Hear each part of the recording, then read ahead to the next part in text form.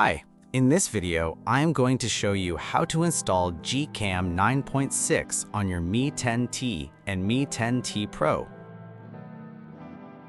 Step 1. Tap the first link in the description to open the article. Step 2. Scroll to the download section and download the GCam APK file. Step 3. Follow the How to Install guide for step-by-step instructions. A video guide is also available. That's it. Don't forget to visit the article for complete instruction in APK file.